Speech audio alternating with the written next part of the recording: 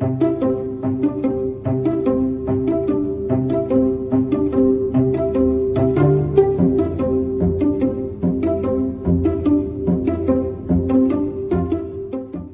Bapak Ibu jemaah sholat subuh yang dimuliakan Allah, pagi ini kita akan lanjutkan kajian kita membaca kitab Al-Adhkar An-Nawawiyah. Sebelum kita melanjutkan, jangan lupa duduk di masjid niat i'tikaf. Nawaitul i'tikaf fi hadzal masjid sunnatan lillahi ta'ala. Saya niat duduk i'tikaf di masjid ini sunnah karena Allah lillahi ta'ala. Kita akan lanjutkan pembahasan faslun tsumma ba'dal Fatihah. Halaman 77. Qala al-musannif rahimahullahu ta'ala nafa'anallahu bihi wa bi'ulumihi fid dharain wa bi sanadinal muttasil ila al-imam an-Nawawi qala faslun fasal. Tsumma ba'dal Fatihati, kemudian selepas selesai membaca Fatihah. Kita sudah membahas tentang surat Fatihah. Pembahasan sekarang adalah bacaan doa atau zikir, apa bacaan yang dibaca selepas Fatihah. Tsumma ba'dal Fatihati, kemudian selepas membaca Fatihah, yaqra'u, seseorang membaca suratan, satu surat, au ba'da suratin, atau sebahagian surat, wa dzalika, dan yang demikian tersebut sunnatun, hukumnya sunnah. Lau tarakahu, seumpama seseorang meninggalkan membaca surat selepas Fatihah, shohat, maka tetap sah sholatuhu, sholatnya dia, wala yasjudu, dia tidaklah sujud lisahwi, karena lupa. Kanat, ada wasawaun kanat, sama adanya as-sholatu, sholat faridotan, sholat fardu, au nafilatan, ataupun sholat nafilah, sholat sunnah. Di sini beliau membahas pembahasan bacaan selepas Fatihah, yaitu disunnahkan kita selesai membaca Fatihah, Bapak Ibu, membaca satu surat, atau paling tidak ba'da surah, sebahagian surat. Ini sunnah. Tapi tadi, kalau seseorang meninggalkan, baik dia meninggalkannya itu sengaja ataupun tidak, selepas Fatihah langsung ruku, selepas Fatihah nggak baca surat langsung ruku, maka bagaimana? Shohat sholatu, sholatnya tetap sah, tapi tentu meninggalkan sunnah, dan ketika dia tinggalkan bacaan surat selepas Al-Fatihah itu, nanti di akhir sholat tidak perlu juga dilakukan sujud sahwi, karena memang sujud sahwi itu hanya dikerjakan ketika meninggalkan diantaranya itu sunnah ab'ad, sunnah yang memang posisinya agak lebih tinggi dibanding sunnah-sunnah lain, atau dalam sholat dikatakan dengan sunnah hayat.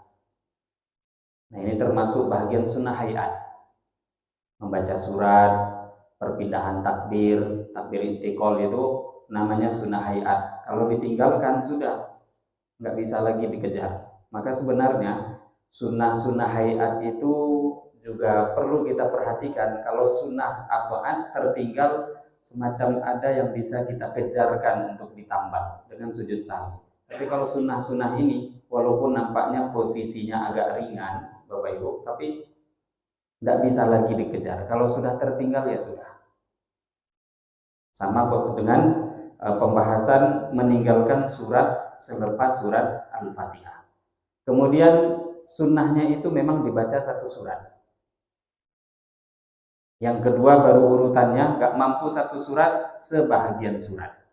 Bahkan kalau juga seumpama ada satu orang membaca ayatan, walaupun hanya satu ayat misalkan, kemudian ditanyakan apakah dia orang yang sholat, kemudian selepas membaca Fatihah dia hanya membaca satu ayat, apakah sudah bisa mendapatkan hukum sunnahnya?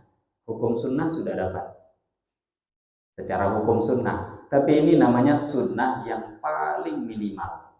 Ya, bukan berarti dia mengamalkan satu ayat kemudian dia merasa ini sudah paling sunnah, bukan paling sunnah. Sudah bisa dikatakan mengamalkan minimal sunnah, nah itu baru tepat. Sudah bisa dikatakan mengamalkan minimalnya sunnah. Tapi paling baiknya itu, kalaupun bukan membaca satu surat yang sempurna, paling tidak kata para ulama, dianjurkan dia jangan kurang membaca ayat tadi, jangan kurang dari 3 ayat. Karena hampir dinukil daripada hadis-hadis bahwa Nabi tidak pernah membaca surat selepas Al-Fatihah itu tidak pernah kurang daripada 3 ayat. Tapi itu diihtimalkan oleh para ulama menunjukkan afdholiyah. Ini amalan yang terbaik. Tapi kalau aslus sunnah, secara aslinya sunnah, walaupun dia membaca hanya 1 ayat, itu sudah bisa dikatakan mendapatkan sunnah. Maka kadang di beberapa tempat, kalau di tempat kita di Riau ini atau di Sumatera secara umum, karena saya juga hampir berkeliling di seluruh tempat di Indonesia ini, belum pernah menjumpai juga ada imam baca 1 ayat di sini dekat-dekat kita ini. Tapi kalau di Jawa, Bapak Ibu, di sana memang ada beberapa hal yang mungkin kita belum pernah jumpai di sini, tapi di sana dibuat.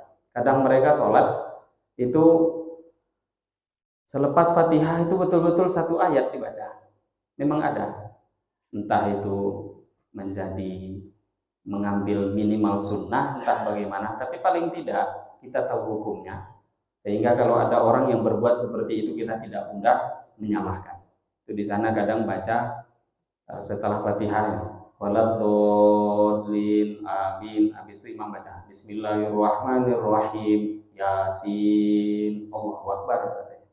Ada, dan saya pernah melihat itu. Ini kalau kita katakan sunnah yang sempurna seperti Nabi, ya enggak. Tapi dibanding orang yang enggak baca surat, ya dia tentu jauh lebih baik. Karena tadi,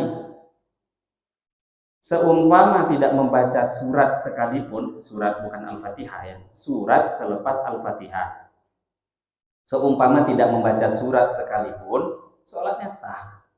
Nah, bagaimana kalau ada orang yang dia lebihkan walaupun 1 ayat? Nah, tentu dia mendapatkan satu sunnah yang lebih dibandingkan orang yang tidak sama sekali. Tapi kalau perbandingan dengan orang yang baca 3 ayat, yang baca 3 ayat jauh lebih mendekati sunnah. Yang membaca 1 surat sempurna itu tentu jauh lebih baik daripada yang membaca hanya 3 ayat. Karena memang surat yang terpendek itu jumlahnya 3 ayat.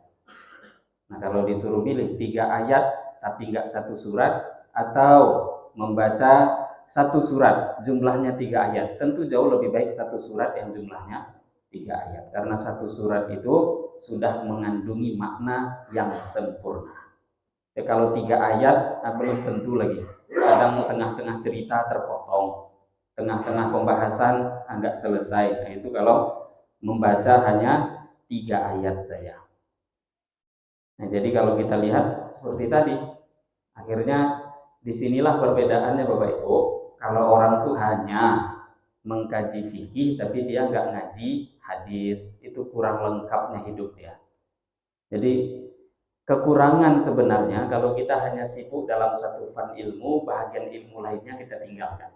Itu nggak baiknya. Kalau sibuk cuma ngaji fikih, yang lain nggak dibahas, akhirnya kehidupan dia itu hanya terbatas dalam fatwa minimal. Jadi kalau sholat ngebut, nggak karu-karuan. Sholat sunnah pun ngebut, Allahu Akbar, Allahu Akbar, Allahu Akbar. Nanti diukur dengan fikih, sah nggak sholat orang ini? Maka secara fikih bisa jadi sah. Karena dihitung kan yang rukun-rukun, yang wajib aja, setelah dihitung, oh masih tumakninah minimal ini. Tumakninah minimal itu kan pendek, sangat pendek. Setelah dia takbir, Allahu Akbar, Subhanallah, Allahu Akbar. Kan Subhanallah itu ucapan yang kita baca dengan kencang, dengan ucapan yang hanya terdengar telinga sendiri kan lebih cepat bacaan yang terdengar telinga sendiri. Jadi memang nggak bisa juga kita menghukumi sholat orang itu langsung tidak sah, nggak bisa juga.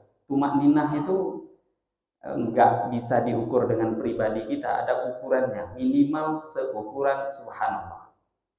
Nah, kalau tenang dia Subhanallah, langsung sujud, Subhanallah, langsung sujud. Itu kan ngebut ditengok orang. Tapi ukuran secara fatwa sah. Nah, hanya saja ini orang kalau ngamalkan tuh namanya hanya berpatokan ke dalam fatwa fikih, yang fatwa fikih juga diambil daripada hadis. Fikih itu bukan keluar dari hadis, tidak, tapi biasanya diambil daripada minimal hadisnya Nabi Shallallahu Alaihi Wasallam. Jadi amal yang paling rendah itu fikih. Nah di sini satu ayat pun kalau dia amalkan dapat sunnah atau tidak? Dapat, tapi sunnah yang paling terendah. Wala yustahabbu, dan tidak disunnahkan qiraatus surati, membaca surat, fi sholatil janazati, di dalam sholat jenazah, ala as-sahih wajhain, atas pendapat yang paling sahih dari dua pendapat. Li'annaha, karena sesungguhnya sholat jenazah mabniyatun, dibangun ala takhfif, atas ringan. Di terjemahannya salah tuh Bapak Ibu ya. Saya baca tadi sebentar, ada tuh di alinea keberapa ini. Di sini ditulis, menurut pendapat yang paling sahih tidak dianjurkan membaca surat dalam sholat jamaah. Tulisannya di sini jamaah. Padahal yang benar itu bukan jamaah, janazah. Beda berapa huruf itu. Tapi kadang itulah tukang ketik. Yang penting ngetik aja kata dia, udahlah.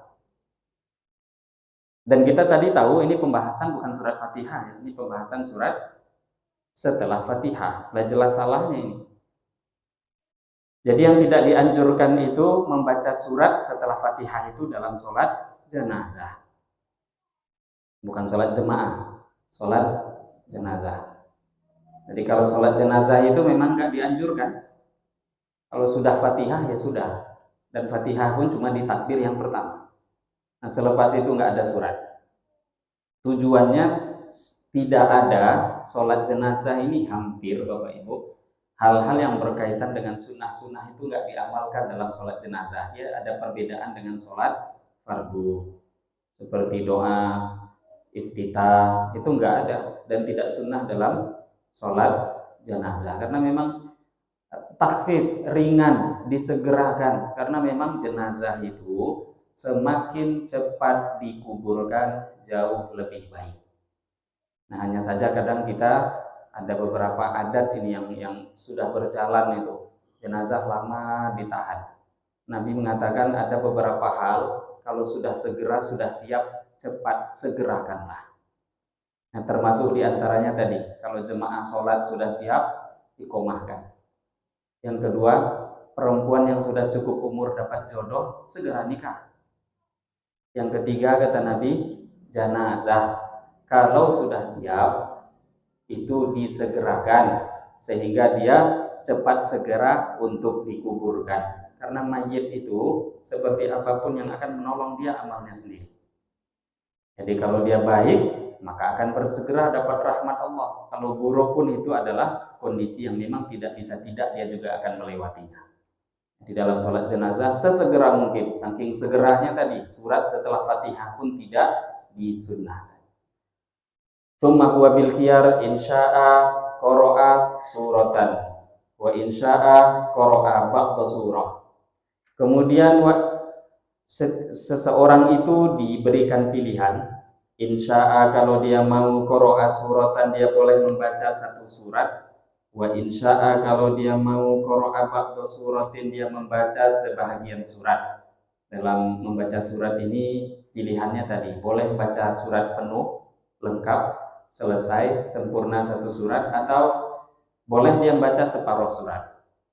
Wasuratul qasirah, dan surat yang pendek afdalu lebih utama min qadriha daripada ukuran ayat yang sama, minat tawilati daripada yang panjang.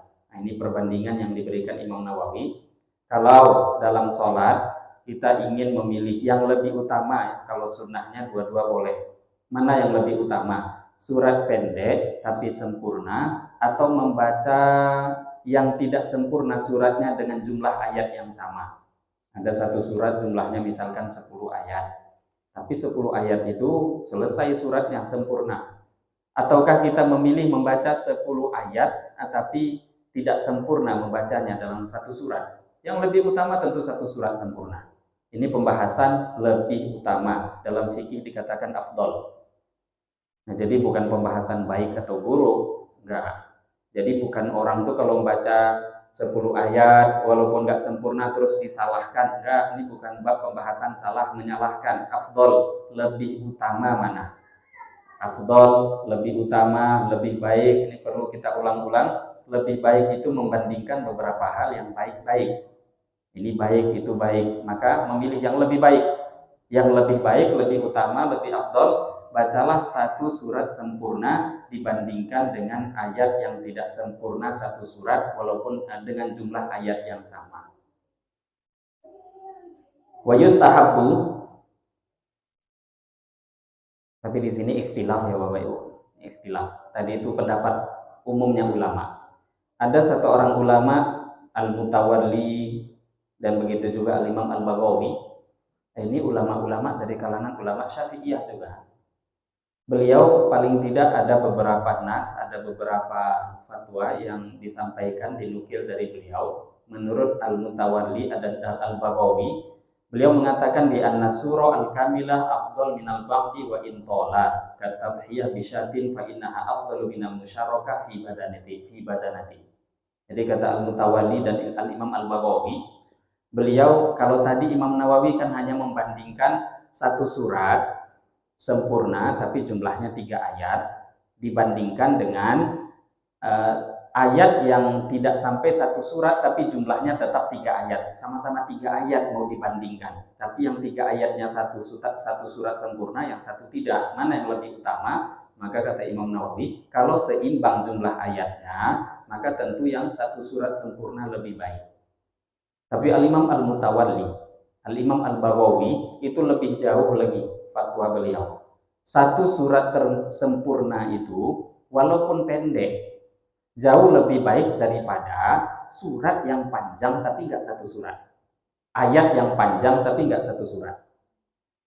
Nah, jadi membaca misalkan sebahagian Al-Baqarah, sebahagian Ali Imran, sebahagian surat An-Nisa, dia baca hanya 10 ayat dibandingkan dengan baca Al-Kautsar, dibandingkan dengan membaca surat-surat yang sempurna, mana yang lebih utama? Kata Al-Imam Al-Mutawalli dengan Al-Imam Al-Baghawi, lebih bagus baca surat sempurna. Maka memang surat sempurna itu ibarat cerita itu Bapak Ibu lengkap. Pembahasannya nggak terpotong, namanya surat sempurna. Tapi tadi ini ikhtilaf. Nah, sebagian ulama tadi membandingkannya dengan jumlah yang berbeda. Kalau ayatnya memang lebih banyak walaupun tidak satu surat, maka tentu yang jumlah ayatnya lebih banyak, lebih utama dibandingkan yang satu surat tapi jumlah ayatnya pendek. Nah, tapi kalau jumlah ayatnya sama, tentu yang satu surat lebih utama. Ini terjadi ikhtilaf di kalangan para alim ulama. Hanya saja Imam Nawawi memilih tadi, kalau seimbang baru bisa dipilih yang lebih afdol adalah yang satu surat sempurna. Wa yustahabbu, dan disunahkan ayaqra'a seseorang membaca surat, membaca surat selepas Fatihah. Disunahkan ayaqra'a untuk seseorang membaca surat ala tertibil mushafi, mengikuti urutan yang ada di dalam mushaf. Bahasanya apa fatwanya? Yustahabbu, disunnahkan. Fayaqra'u, maka seseorang membaca fi tsaniyati, di rakaat kedua, dia membaca suratan, satu surat, ba'da suratil ula, selepas urutan surat yang dia baca di rakaat yang pertama. Wa takunu taliha, dan seharusnya yang dibaca itu betul-betul ayat surat setelahnya. Taliha itu yang menyandingi. Jadi kalau dia baca surat Al-Ikhlas, ya selepasnya Al-Falaq, bukan An-Nas. Ini hukumnya mustahab, sunnah. Falau khalafa, kalau dia menyelisihi hadza cara ini, jaza, tetap diperbolehkan. Jadi tetap boleh. Jadi ini kadang saya aja ada berapa kali kena Bapak Ibu. Maksudnya saya cuma untuk, itulah bedanya kalau beberapa orang ustadz itu bukan kita ini. Kadang kita memberi contoh pada umat beberapa hal-hal yang masih boleh. Nabi Shallallahu Alaihi Wasallam, beliau sendiri diriwayatkan pernah membaca beberapa surat yang tidak mengikuti urutan yang ada dalam mushaf. Nabi sendiri pernah diriwayatkan di rakaat pertama membaca surat An-Nisa, rakaat kedua membaca Al-Baqarah. Nah, jadi kalau secara urutan mushaf kan Al-Baqarah dulu, kemudian baru Ali Imran. Ya kalau secara urutan ya, nah, memang maksudnya kalau urutan secara posisi memang begitu, Al-Baqarah langsung An-Nisa. Ya kalau secara posisi tempat. Tapi kalau urutan yang paling pas Al-Baqarah ya Ali Imran. Tapi Nabi malah An-Nisa dulu kemudian Al-Baqarah. Kenapa ini dibuat? Inilah kata para ulama libayanil jawaz. Nabi membuat ini untuk menerangkan hal itu batasannya masih boleh. Yang mana kalau ada orang membuat tidaklah sampai perlu diingkari. Kalau saya pernah buat karena tujuan tadi. Memang biasanya kalau ada kajian akan saya buat. Kadang, tapi jarang-jarang. Biasanya ada orang bilang, Ustadz tadi terbalik itu, salah itu. Nah, kalau dia sampai menyalahkan, nah itu Nabi pun ikut salah. Kan ya jadinya. Tapi kalau dikatakan sunnah, maka amalan Nabi yang terbanyak memang urutan sesuai mushaf itu yang Nabi buat. Jadi Nabi itu memang luar biasa Bapak Ibu. Coba kalau agama itu kaku sekali. Berapa banyak orang kalau salah sampai haram masuk neraka. Gara-gara sholat pun masuk neraka juga ya. Masa gara-gara sholat bisa jadi masuk neraka? Terlalu banyak orang masuk neraka. Maka hukum asli yang terbaiknya begitu, sunnah. Dan sunnahnya setelah membaca satu surat, bacalah surat setelahnya. Yang terbaik begitu, urutan mushaf. Nah kalau dia baca selain itu, falau khalafa hadza jaza. Kalau memang dia tidak mengikuti urutannya, kok malah dibalik, itu mangkus, bahasa Arab itu dibalik, sungsang. Kalau dibalik maka tetap diperbolehkan, dan sebahagian ulama memang menghukumi makruh. Sebahagian ulama menghukumi makruh, sebahagian ulama lainnya mengatakan khilaful aula. Jadi khilaful aula ini bahasa yang mungkin lebih pas, karena makruh itu kan konotasinya kurang baik. Tapi tidak dipungkiri ada ulama yang memfatwakan begitu. Tapi kalau khilaful aula itu artinya bertentangan dengan yang lebih utama, yang terbaik urut. Tapi kalau nggak dibalik ya nggak apa-apa, cuma kan bertentangan dengan yang terbaik. Nah itu khilaful aula. Kalaupun makruh, dikatakan makruh, makruh itu nau'un minal jawaz. Makruh itu pun masih dikatakan bahagian boleh. Dalam fikih makruh itu masih bahagian boleh. Tapi sebisa mungkin tentu kita mengikuti sunnah itu jauh lebih baik. Sebisa mungkin. Falau qara'aha was sunnatu, adapun sunnahnya antakuna adanya as-suratu, surat pendek yang dibaca tadi, ba'dal fatihati, letak posisinya selepas fatihah. Falau qara'aha qoblal fatihati, kalau seumpama seseorang membaca surat pendek sebelum fatihah, lam tuhsab lahu, lam tuhsab, maka tidak akan dihitung lahu bagi dia qira'atus surati, bacaan suratnya. Nah ini aturannya memang. Surat pendek itu letaknya setelah Fatihah. Mau baca inna a'toina, kapan dibaca? Baca dulu Fatihah. Kalau ada orang sholat, tapi kok yang dia baca malah surat pendek dulu. Setelah ini wajah Allah berkabiro, setelah baca doa iftitah itu, doa istiftah selesai dia baca, malah baca inna a'toina dulu. Selepas baca surat pendek, baru baca Fatihah. Bagaimana hukumnya? Ya nggak batal. Sholatnya nggak batal, karena memang posisi sholat itu diizinkan baca Quran. Isinya sholat itu Quran, zikir, nah itu isinya memang doa. Nggak batal kalau ditanya batal. Tapi mengamalkan sunnah atau tidak? Enggak, itu nggak mengamalkan sunnah. Bahkan sunnah baca surat itu dia nggak dapat. Nggak dihitung mengamalkan membaca surat setelah Fatihah. Jadi karena tidak dianggap, nggak dihitung, ya selepas Fatihah, tuntutan sunnah membaca surat tetap ada. Ya walaupun mungkin kita nggak pernah melihat, mendengar kejadian seperti ini, tapi ini kan memang hukum Bapak Ibu. Satu hukum ini kemungkinan terjadinya kan ada. Ya kok ada orang begitu? Entah apa yang dibuat, entah sengaja, nggak sengaja, kok ada? ya bacaan surat dia tidak dianggap dan tidak dihitung. Wa'lam, ketahuilah, annama dzakarnahu, apa yang telah kita sebutkan, min istihbabis surati, daripada kesunahan membaca surat-surat setelah Fatihah, huwa, kesunahan itu, lil imami, bagi imam, wal munfaridi, begitu juga bagi orang yang sholat sendiri, walil makmumi, dan juga sunnah bagi makmum, fima yusirru bihil imam, dalam sholat sirri, sholat yang imam tidak mengeraskan bacaannya.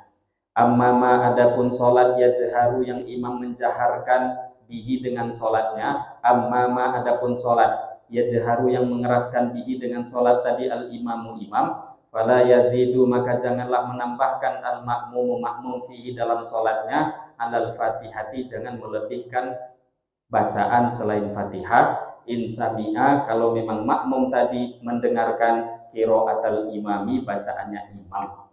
Fa illam yasma'ha, kalau memang makmum tidak mendengarkan bacaan imam, au sami'a, atau makmum mendengarkan hanimatan, dalam beberapa redaksi hamhamatan, hanimah dalam beberapa redaksi kitab, dalam redaksi lainnya hamhamah.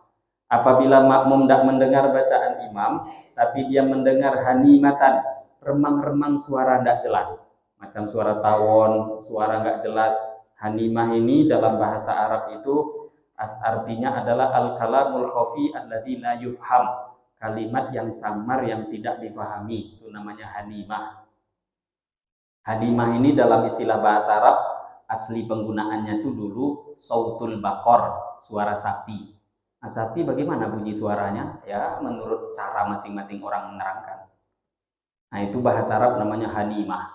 Nggak jelas hurufnya apa, sudahlah pelan, apa suaranya. Lah kalau ada imam, bacaannya kok seperti itu, nggak jelas, samar. Ustuhibbat, maka disunnahkan lagu bagi makmum, as-suratu, membaca surat, alal as-sahih, atas pendapat yang paling sahih. Bihaitsu la yushawwisu ala ghairihi, tapi punya syarat, nggak boleh dia membuat was-was makmum lain yang ada di sebelahnya.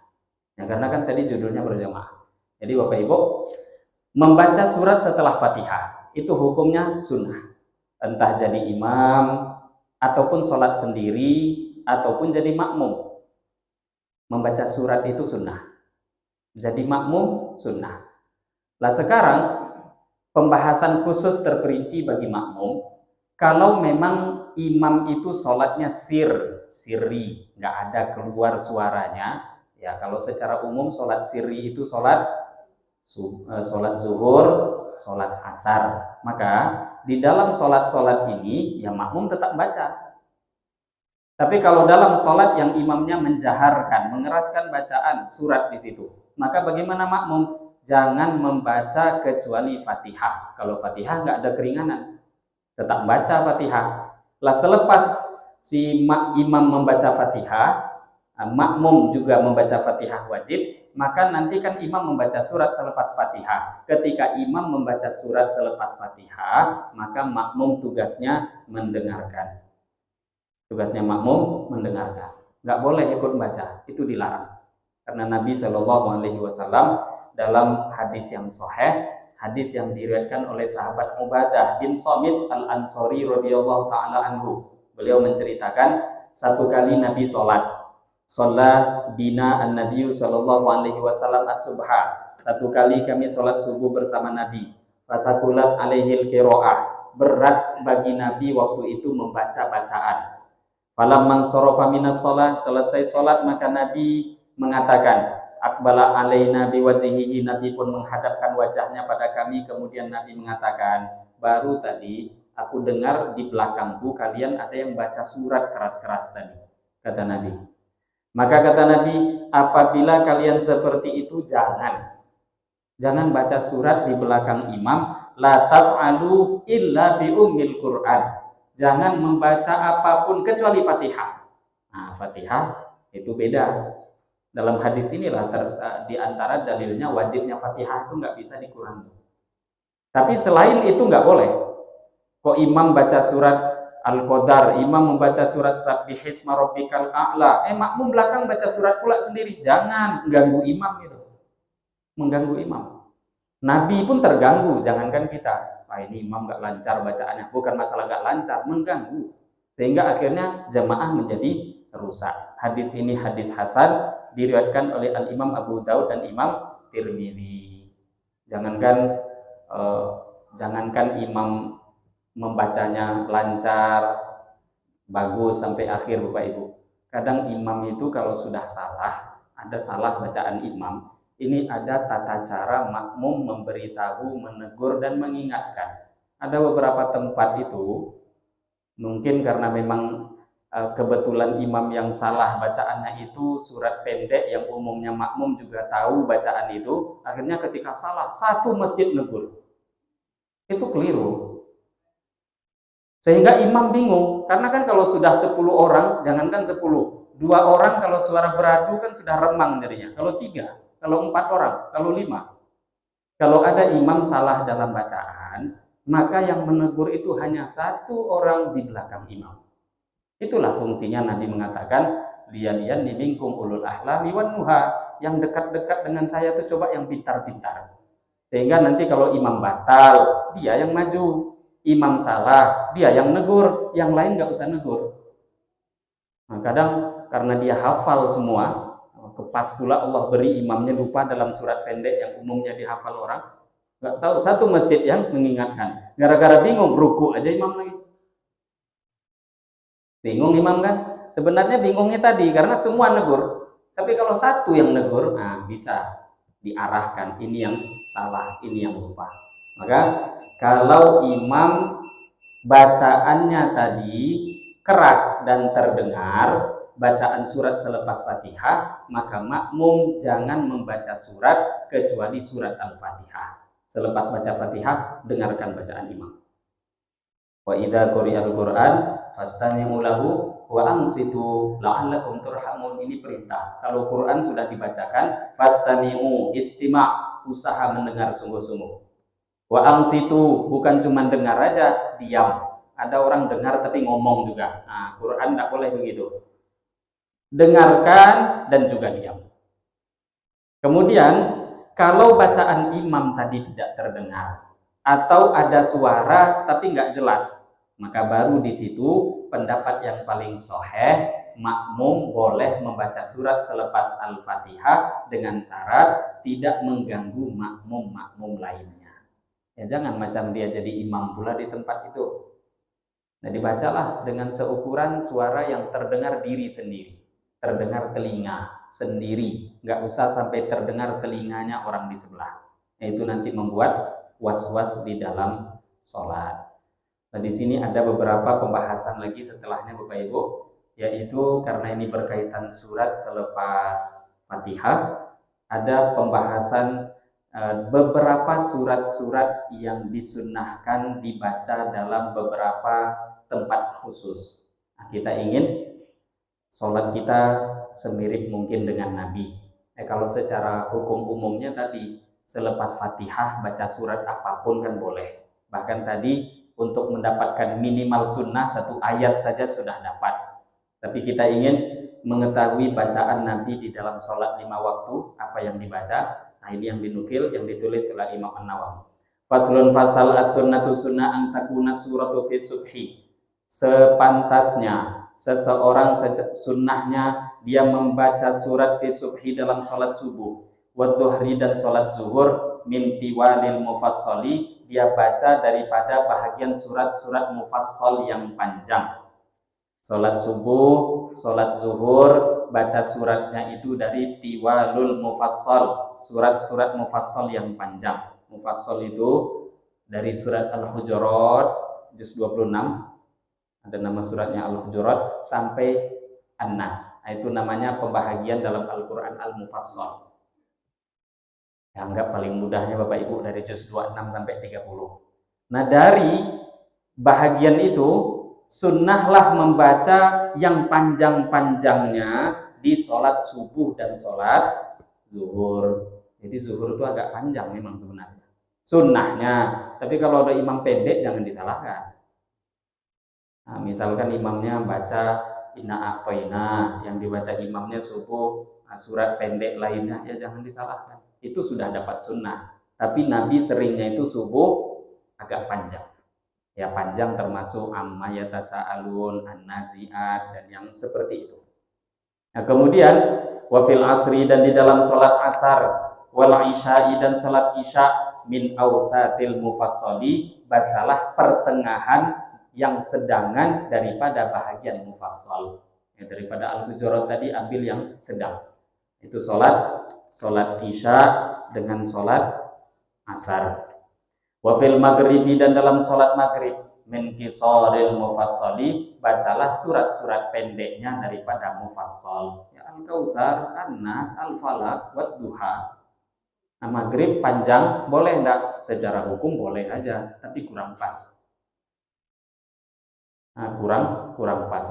Memang maghrib kan waktu sholat yang paling pendek dibanding sholat lainnya. Fa in kana imaman, kalau seseorang jadi imam, khaffafa maka dia meringankan andzalika bacaan. Kalau kita jadi imam, ini hukumnya paling mudahnya kita ngamalkan kalau sedang sendiri. Ibu-ibu sholat sendiri, kalau bapak-bapak bagusnya jemaah. Kalau sholat sendiri, amalkan ini. Nggak ada yang ngelarang, nggak ada yang protes, nggak ada yang akan komentar. Itu sholat sendiri. Fa in kana imaman, kalau jadi imam, khaffafa, ringankan sholat, andzalika, dari membaca surat, illa ayya'lama, kecuali imam tadi mengetahui, annal makmumin, bahwa para makmum yu'thiruna ta'wil, yu'thiruna ta'wil, lebih menyukai memanjangkan sholat. Jadi memang ada beberapa tempat makmum-makmum itu keinginan agamanya luar biasa. Maka kalau sudah tahu imam seperti itu, ambil yang panjang, tidak ada masalah.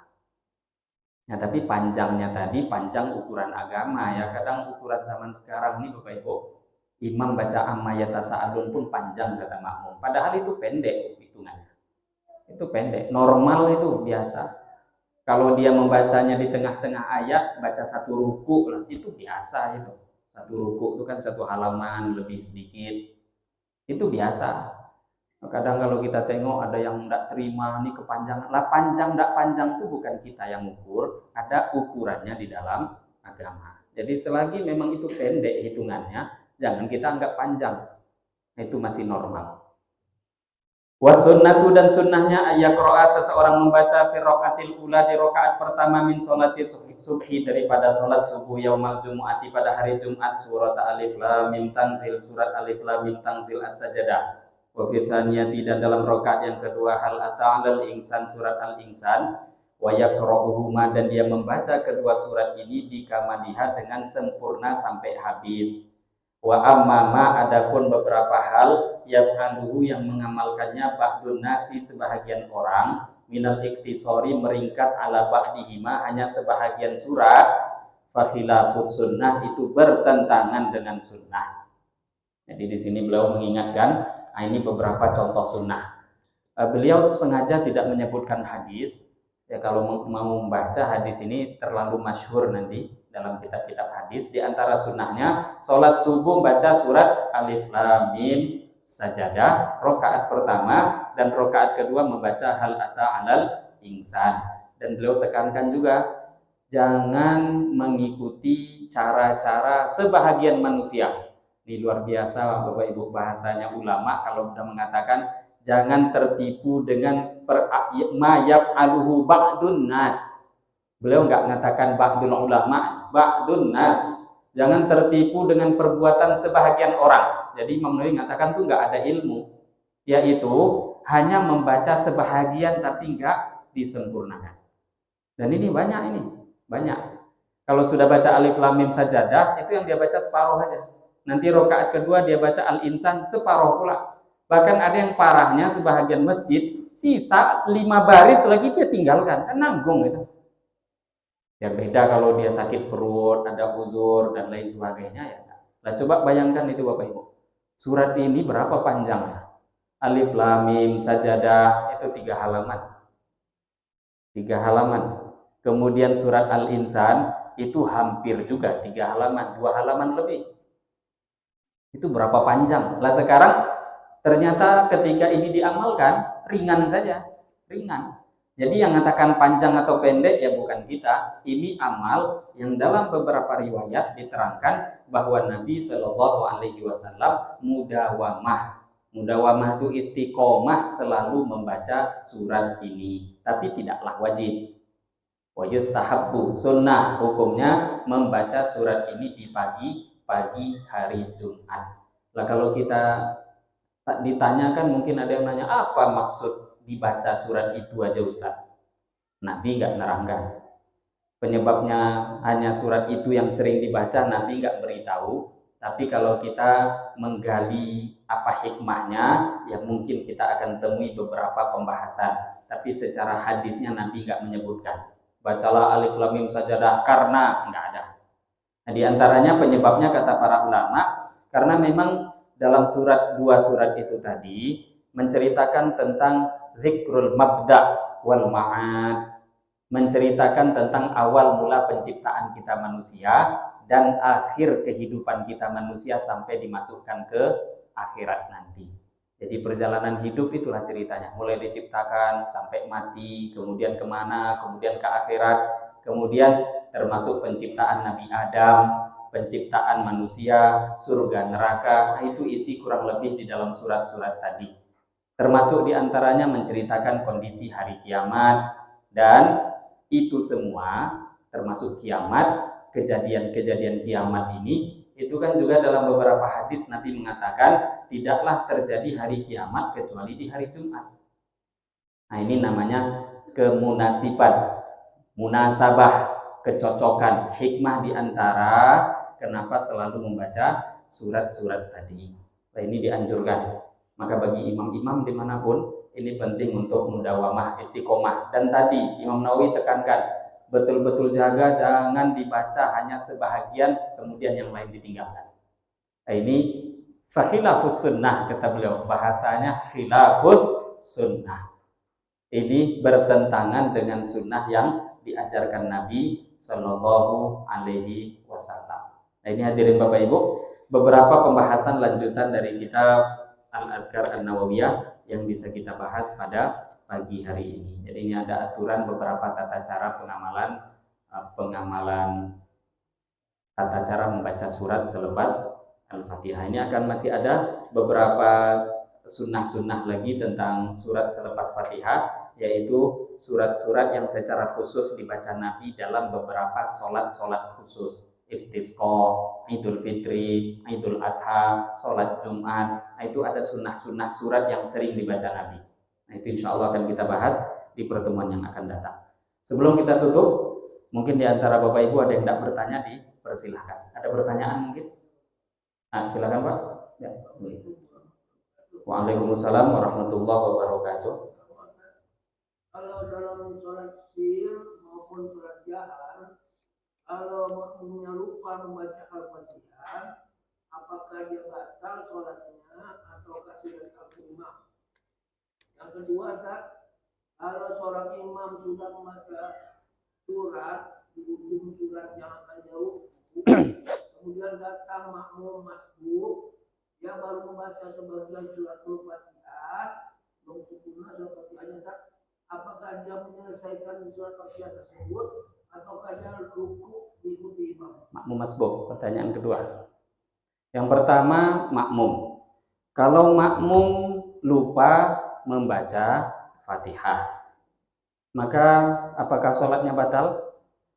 Sholat dia tidak batal, tapi dia nanti karena meninggalkan satu rukun, maka nanti wajib dia menambahkan satu rakaat setelah imam selesai salam. Jadi Fatihah itu rukun. Yang bahagian rokaat itu, kalau dibilang dianggap nggak sholat, batal nanti. Rokaat yang tidak dia baca Fatihah itu tidak dianggap. Maka nanti selesai imam salam, jadi kalau sekali dia contoh, entah apa masalah keluarganya, melamun dia sholat kan sholat sir, sholatnya itu sir. Tahu-tahu sudah ruku, dia ikut ruku, baru teriak astagfirullah, tadi ini nggak baca Fatihah. Maka bagaimana? Bahagian rokaat itu nggak dianggap. Karena hadis Nabi jelas beliau mengatakan la sholata liman lam yaqra bi Fatihatil Kitab, tidak ada sholat bagi orang yang tidak baca Fatihah. Maka kondisi kalau seperti ini, imam salam, maka dia berdiri tambah 1 rakaat. 1 Fatihah itu gantinya 1 rakaat. Termasuk ketika meninggalkan rukun-rukun lainnya, Bapak Ibu. Tapi kalau belum jauh jaraknya, lupa baca di waktu itu. Tapi kalau sudah berpindah ke rukun lainnya, terlewat, tidak bisa. Udah pindah, ketika ruku baru ingat, sujud baru ingat, enggak. Tapi kalau dekat, baca. Walaupun imam ruku, baca dulu. Karena nanti ada pembahasan ketertinggalan apabila sholat makmum imam tidak jauh. Ini kalau tidak salah, 3 rukun panjang. Selagi tidak sampai segitu, maka sholatnya masih dianggap sah. Nah, ini terutama bagi orang yang batiul qiraah, bacaannya tuh lamban, itu kena penyakit was-was biasanya. Imam udah selesai Fatihah, makmum lain udah selesai Fatihah, padahal dia bukan masbuk. Dia sama-sama ikut start dari awal nih orang, tapi imam ruku belum juga ruku deh.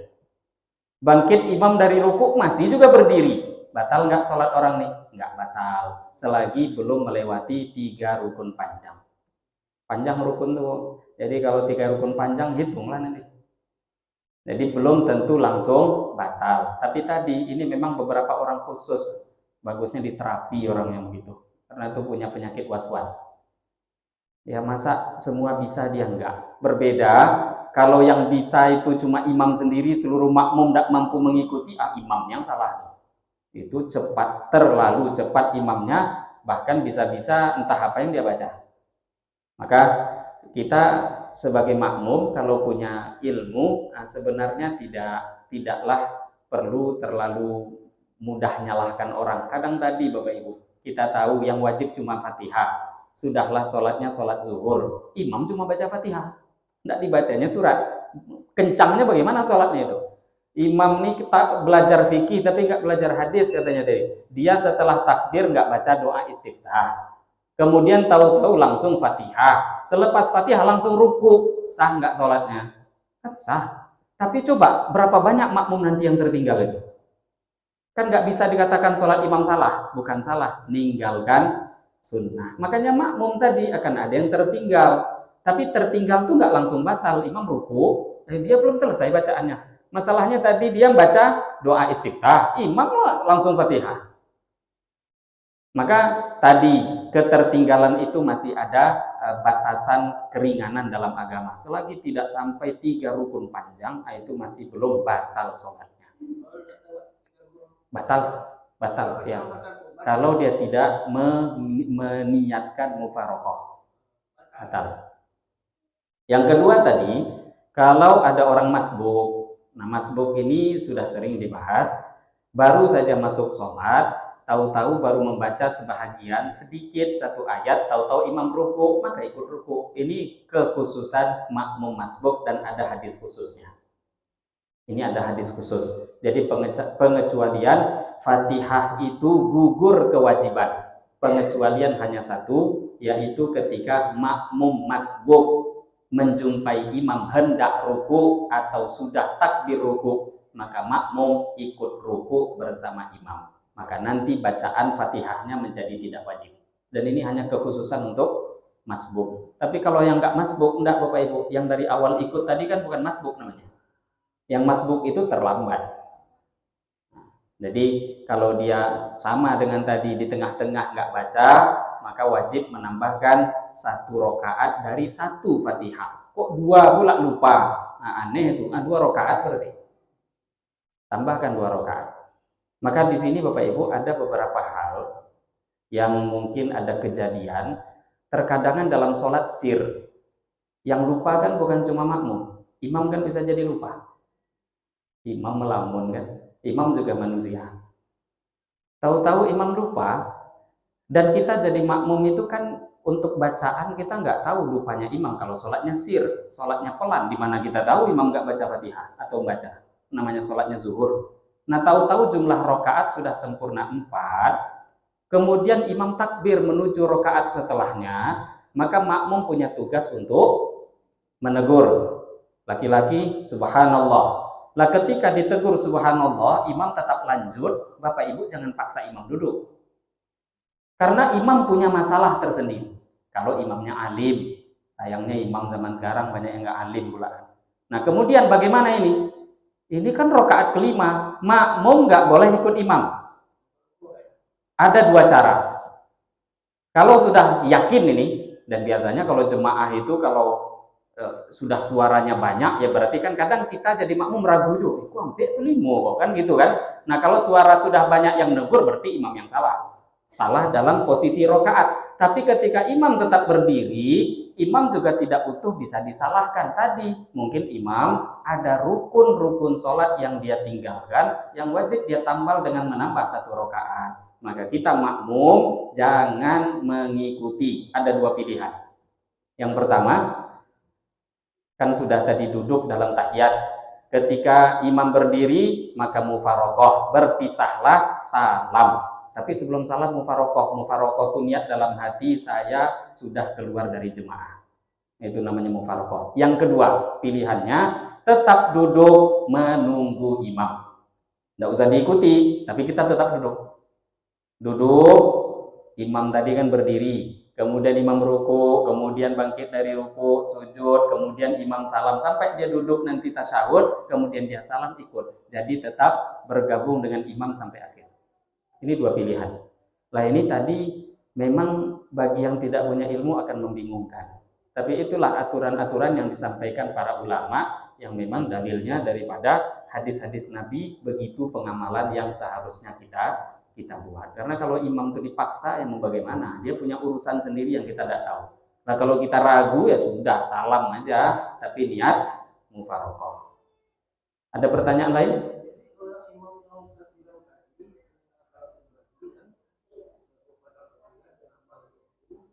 Apakah imam itu ada kesunahan juga dia sujud sahwi? Ya. Nah kalau imam sujud sahwi, apakah makmum juga sujud sahwi? Kalau makmum tidak sujud sahwi, apakah batal? Ya harusnya sujud sahwi, bukan harus. Sunnahnya imam sujud sahwi. Kalau imam sujud sahwi, maka makmum mengikuti imam. Walaupun makmum nggak salah, tapi kalau dia masih dalam posisi tadi nunggu, berarti kan masih dihitung jemaah. Maka makmum dia mengikuti sujudnya imam. Jadi sujudnya itu bukan karena sujud kelirunya dia, tapi karena mengikuti imam. Ya kalau enggak, itu bisa-bisa batal sholat. Nah, jadi kalau jadi makmum ya, tapi kalau dia mufarokoh berpisah lagi ya tidak ada masalah. Kesimpulannya yang pertanyaan saya itu yang masuk tadi baru separuh al-fatihah berarti ikuti saja ya. Langsung ya. Imam ruku ya. Itu masbuk, khusus masbuk penekanannya masbuk yang memang mengikuti di penghujung tadi. Nah, maksudnya ini kan baru satu rukun kan, rukun ketinggalannya. Ya.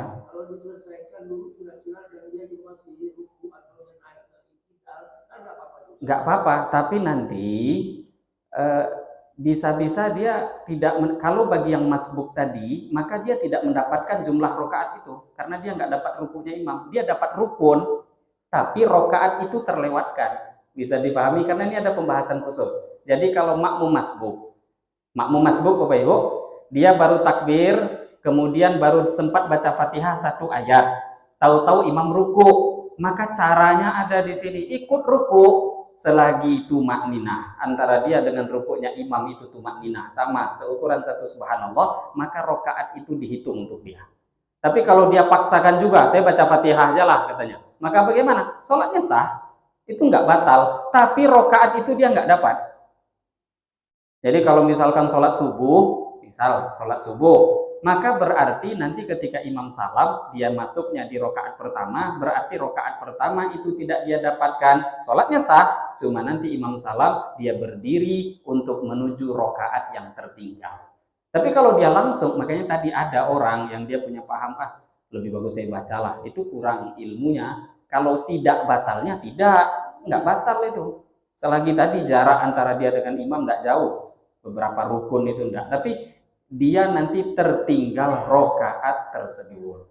Ini khusus untuk masbuk. Itu kalau misalnya dia baca Fatihah saja, imam ruku, dia baca Fatihah aja kan, pas dia kemudian dia ruku, imam iktidal kan, apakah sudah terlambat 3 rukun? Belum.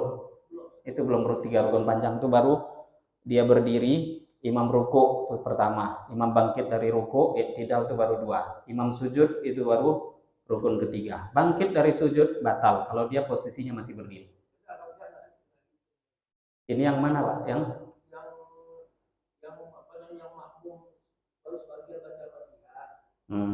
Imamnya ruku. Ya. Nah, dia kan nggak ruku dibaca dulu. Dia lanjutkan Fatihah. Ya sholatnya tidak batal tadi, tapi rokaat itu tidak dianggap. Berdiri dia tambah lagi 1 rokaat. Tapi itu parah ya Pak ya. Kok imam sudah sujud masih berdiri? Coba berapa parah ini? Kan jauh gitu. Silakan Pak. Saya ingin menanyakan masalah sholat jamaah.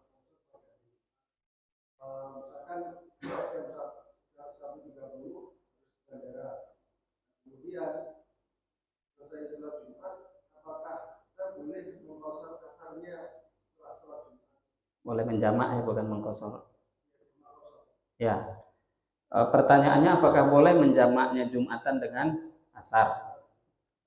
Jadi pertama pastikan kalau Bapak sudah musafir baru jamak qashar itu bisa diamalkan. Pastikan dulu sudah musafir. Jadi musafir itu status. Kalau Bapak sudah keluar dari rumah, kemudian melewati batas kampung, kalau di pembahasan fikih, kota terlalu besar Pak. Dia desa dengan kelurahan sudah cukup. Kalau kota Pekanbaru Pak itu sampai hampir batas Pelalawan itu nanti. Kalau kita di sini agak dekat batas kita kan, enak mau ke Kampar ada keknya 2 kilo nggak sampai mungkin. Tapi kalau yang kota bagian ujung sana itu ada 30, saya pernah ngitung dari sini itu hampir 35 kilo. Jauh. Jadi dalam pembahasan fikih itu hanya batas kampung. Kampung itu kecil, desa itu kampung. Makanya di Jawa itu agak punya kelebihan. Saya bukan nyampaikan sering Jawa, karena enggak, di sana tuh ada sedikit kemudahan. Setiap desa, masuk keluar desa itu ada gapura, ada gerbang. Jelas ini, masuk keluar itu ada jelas. Nah, kedudukan desa satu status kedudukan dengan kelurahan. Jadi kalau mudahnya di kota, sudah keluar dari kelurahan, maka itulah dihitung musafir. Karena orang tuh safar harus punya bukti. Jalan dulu keluar dari rumah, berangkat. Kalau Bapak Ibu masih baru keluar dari rumah, kok masih berada di depan, masih ada di depan rumah tuh, apakah dikatakan musafir? Ya bukan. Maka orang tuh dikatakan musafir berjalan keluar batas desa dia, keluar batas kampung dia, keluar batas kota dia. Ya, kalau di Siko Panam paling mudahnya itu ya Panam lah keluar gitu. Walaupun kelurahannya ya paling mudah keluar dari Panam. Nah, kita dengan bandara ini kan sudah beda ini. Ya kan? Nah, kalau Bapak misalkan Jumatan di bandara itu sudah boleh. Jadi ini harus dipahami status dulu karena keringanan jamak qashar untuk musafir. Kapan orang itu musafir baru diperbolehkan untuk jamak qashar. Tapi kalau dia masih di rumah, ada orang jamak qashar di rumah, bukan jamak qashar itu nggak boleh karena di rumah belum dihitung musafir. Berapa banyak orang bahkan udah pergi berjalan, udah sampai ke perbatasan balik lagi rumah kan, apalagi orang yang masih di rumah. Maka tadi kalau pertanyaannya bolehkah menjamak itu menggabungkan. Sholat Jumat bolehkah dijamak dengan sholat asar? Boleh. Jadi caranya ya selepas sholat Jumat, Jumatnya seperti biasa 2 rakaat. Selepas imam salam, maka berdiri, kemudian jamak gabungkan dengan sholat asar. Entah mau dikosor ataupun tidak, itu pun boleh. Kosor itu meringkas. Nah cuma tadi untuk musafir di Jumat ini ada satu pembahasan khusus Bapak Ibu. Bagi orang yang safar di hari Jumat, kalau berangkat safarnya itu setelah fajar terbit atau masuknya waktu subuh, maka dia wajib, bagi yang wajib Jumat, kalau perempuan kan nggak wajib, bagi yang wajib Jumat, maka tetap wajib untuk dia Jumat ketika berangkat selepas subuh di hari Jumat. Tapi kalau berangkatnya sebelum subuh, misal subuh masuk sekarang jam 5, kok berangkatnya setengah 4 subuh, jam 4 subuh, apalagi malam, maka dia tidak wajib Jumatan lagi karena sudah dihitung musafir. Tadi ya, berangkatnya ketika malam Jumat, sudah berangkat ke Jakarta, sudah berangkat kemana, maka dia dihitung musafir, maka musafir nggak wajib Jumat. Tapi kalau dia berangkatnya setelah subuh, itu nanti punya kewajiban karena dia punya kesan lari daripada Jumat. Itu punya kesan lari dari Jumat itu. Bukannya nggak boleh ya berangkat, silahkan berangkat, tapi wajib Jumat itu tetap ada untuk dia. Tapi ada memang fatwa ulama yang sampai keras, haram katanya berangkat safar kalau sudah melewati sholat subuh di hari Jumat. Nah ini mungkin para ulama membatasi kalau memang di tempat itu nggak ada Jumatannya. Tapi kan kita negara yang hampir kadang berangkat dari satu tempat ke tempat lain itu perkampungan semua, di mana-mana bisa Jumatan. Tapi tadi keringanan Jumatan nggak dia dapatkan, walaupun jarak perjalanannya sudah jarak boleh jamak qashar. Nah, ini satu tambahan khususnya tadi. Jadi kalau boleh atau tidaknya untuk di jamak untuk Jumatan boleh.